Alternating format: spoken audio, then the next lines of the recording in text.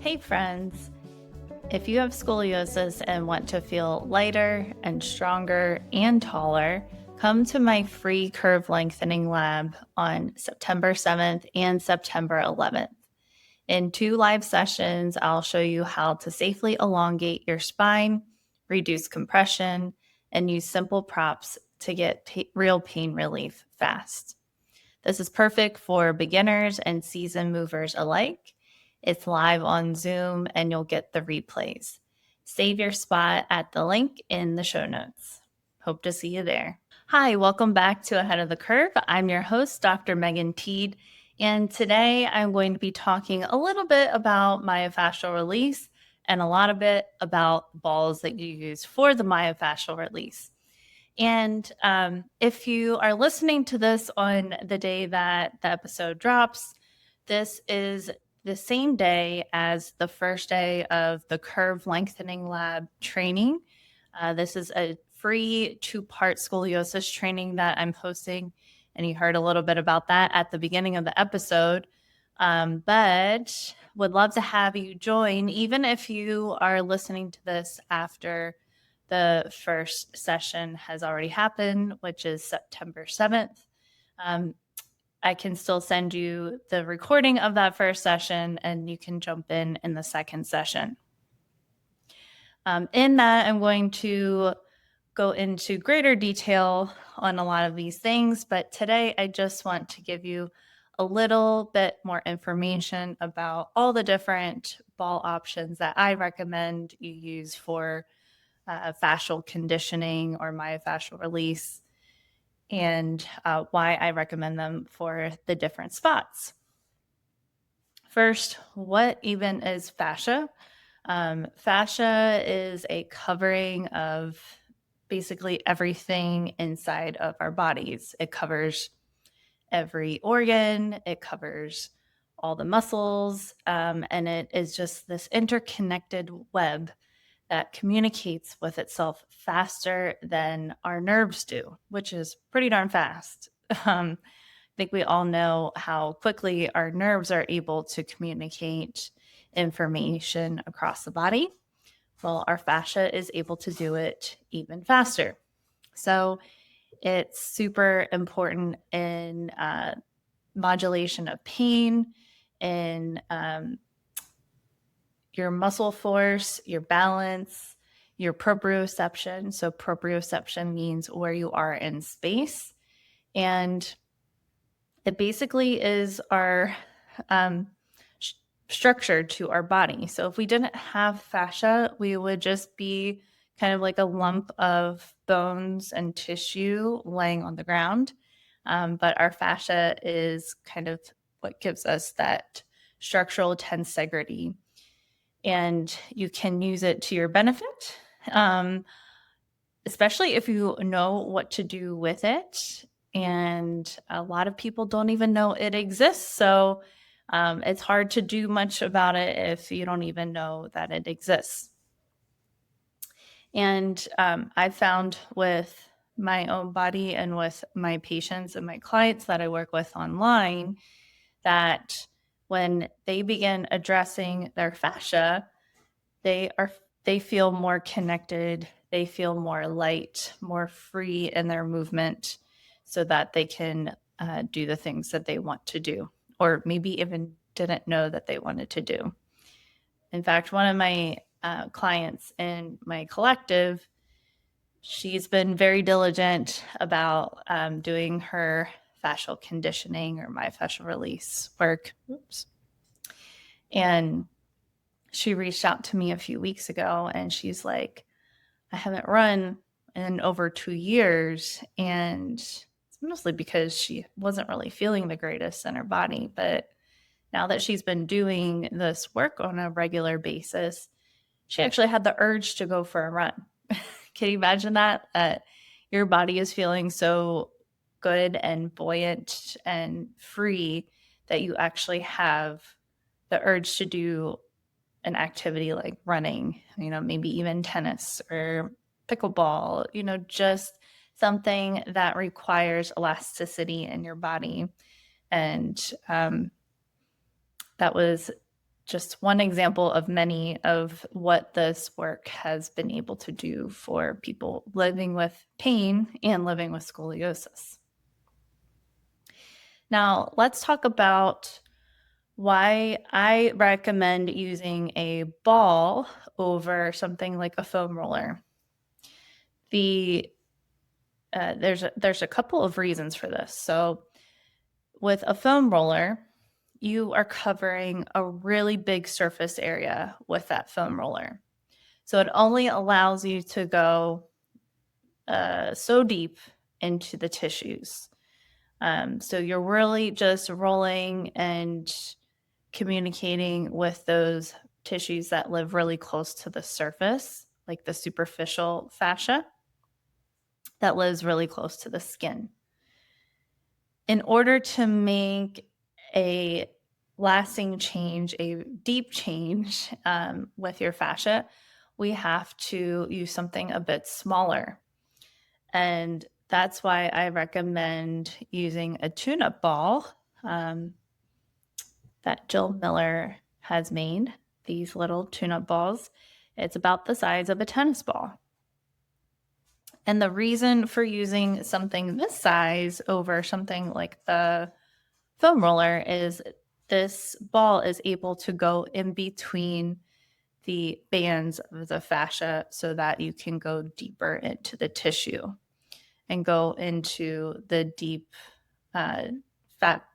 Instead of the superficial lines, you're hitting the deep lines of the fascia.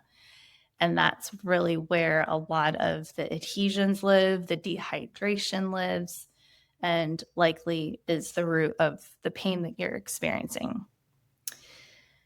And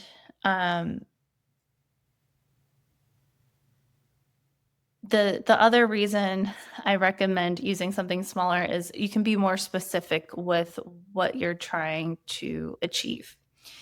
When you're using a foam roller, you're just going over a really big surface area, but with something smaller, you're able to pinpoint and identify those areas, those clusters of adhesions, those clusters of trigger points that live together, so that you can spend some time there and release that area.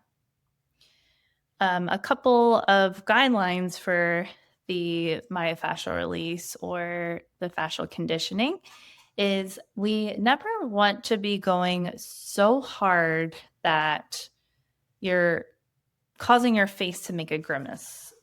You want to make sure that you're applying enough pressure that you feel a sensation. So it's like 80% of your tolerance, but not to the point where you're wincing or grimacing with your face. If that's happening, you are going too deep into the tissues. The second rule is making sure that you are hydrated. You always want to make sure that you're drinking plenty of water, especially after you've done this release work. I recommend using structured water, a water maybe that's even been sitting out in the sun that provides some electrons into the body, and it helps us to stay more hydrated instead of the water just flushing straight through you. The other thing is adding lemon, fresh lemon squeezed into the water. That's another way to structure it, or high quality salt. And we want to also, another rule is we want to make sure that we're staying away from directly underneath the armpit, behind the knee, at the floating ribs as well. Those are areas that they house a lot of important structures, and then the floating ribs, they're a very tender area. So we want to make sure that we're not creating additional problems as we're working through different lines of the myofascial release. And then we always want to warm up the tissue for 1 minute. So whatever section that you're working, you want to roll with the grain of that tissue of that line, and most of them are vertical, so straight up and down, not side to side with the rolling. We want to warm it up for 1 minute. That helps the tissue become a little bit more pliable. And it also helps us to locate where our most tender points are. There's a ranking for the tender points, the highest priorities of the tender points. And I learned a lot of these rules from Brooke from Musical Breathwork. And the highest priority is any area that is sharp or shooting or feels like electric. These are the areas we want to address first. The second highest priority would be anything that radiates. So when you're pressing on your arm and with the ball and the sensation is going, maybe to the elbow or up to the shoulder, that would be an example of something that's radiating. The third highest priority is anything that is dull or achy. And then the fourth would be any spot that is just feeling tender. So those are some of the rules for the fascial release or the fascial conditioning. And let's now talk a little bit about all the different balls. I'm going to actually begin with the largest ball that I have my patients and my clients use, and that is the Coregeous ball. This is the same size as Pilates ball would be. However, the difference between this ball and a Pilates ball is actually the surface. So the surface is a little bit sticky and tacky, so that it's able to grab onto your skin and provide a skin stretch. And we use this kind of at the neck, to provide some mobility, some parasympathetic input. We use this at the thoracolumbar fascia to, again, get a skin stretch because that fascia lives super close to the surface of the skin, towards the skin. And we're able to do this pinwheel type of movement so that we're rotating on top of the ball and the skin is twisting like a pinwheel because this ball is tacky enough to provide that kind of input to that area. This is also really good for stomach massage, more tender areas like the areas I just explained, and also around the diaphragm. So that is the Coregeous ball, and I love it. I also use it for traveling because travel can be pretty challenging with scoliosis. I like to deflate it like till there's a puff of air in it, and I'll sit on it for a period of time, and then I'll alternate between that and putting it at my lumbar spine. The second type of ball that I like is the Franklin ball or the Miracle ball. And this is about the size of a lacrosse ball, but it is soft. So there's give to it. The nice thing about this is you can deflate it. There's a little like bicycle pump type of situation going on there, where you can add some air, you can take some air out. And this is really great when you're just starting out with some of this release work and you're working around the side of the rib cage, around the front of the rib cage near the diaphragm, the hip flexors, areas like that. And then we have the alpha ball. And this is the same size, pretty much, more or less, as the Franklin ball or Miracle ball. I don't know what's on mine. I think I had it near something that had print on it or off on it. Sorry. So the alpha ball is the same size as a lacrosse ball. However, a lacrosse ball is much, much, much firmer. So you can cause some tissue damage using something like a lacrosse ball.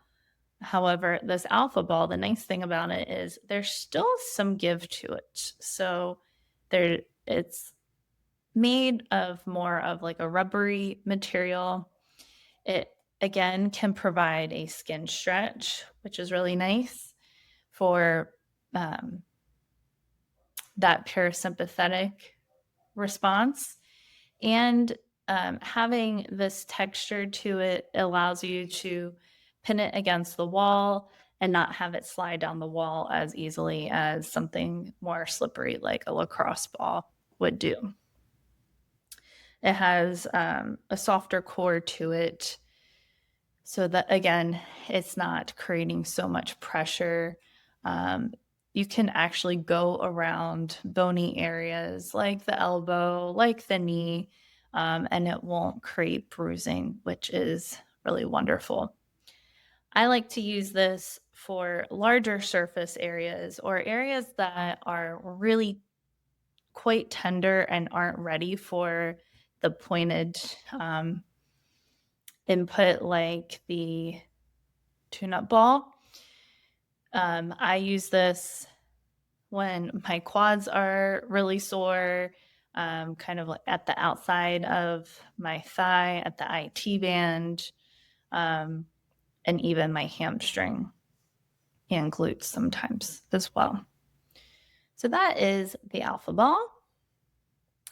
And then finally, I have the tune-up ball, and this is supposed to replicate like a masseuse's elbow, uh, digging into the tissue. But the nice thing about you doing it yourself is you are able to control the level of pressure you're applying to different areas of the body. And I forgot to mention this earlier. This is one of the rules of the fascial release. We always want to start from the ground up. The reason I thought of that is this is really wonderful for working the bottom of the feet. You want to, when you're very first starting this work, to do the bottoms of the feet 5 days a week. Your feet and your legs are your foundation. If we skip up ahead to the spot that is painful or irritated, and we don't work on your foundation, we end up playing a little bit of a tug of war or chasing your pain around your body. We want to make sure that we're addressing the adhesions, the sticky stuff, the trigger points that live in the foot and the lower leg first before we work our way up higher. That takes time, that takes patience and persistence. So I know that it can be super tempting to want to go directly where your painful spot is. But what you'll find and what you'll be surprised about, I think, is when you are working the foot and the lower leg or even, the upper leg, if you have neck pain or shoulder pain, it will start to resolve. If you have low back pain, if you have sciatica, especially, this is a very wonderful way to address issues that seem to be persistent and not going away. Especially with sciatica, it can often be a result of kind of like a tug of war on that nerve. If you have a disc issue, that could be one part of it, one layer to it. And then if you have a nerve entrapment lower in the leg, you're tensioning from both areas. So it can be really helpful. And I've seen sciatic nerve pain resolve. I know that it's kind of a catch-all term, but you know what I'm talking about if I say sciatica instead of getting really technical about it. It can be really beneficial to work things this way from the ground up to alleviate that nerve tension. So, those are all the balls that I use in my collective. Um, and all of them can be found on tuneupfitness.com, other than the Franklin ball, this soft miracle ball. And that is Jill Miller. I recommend following her on Instagram. She has wonderful free content, and her paid offers are amazing, and they're very reasonable if you want to learn from her. And then Brooke, I am forgetting her last name at the moment. Should have written it down, from Musical Breathwork. She's on Instagram as well. She's another wonderful fascia educator, movement practitioner to follow for more information. I hope you enjoyed this episode, and if you are enjoying them, please rate 4 stars, leave a little rating, a little testimonial about what you like about these. It helps other people with scoliosis find me and get education about their condition. Until next time, stay well and stay ahead of the curve.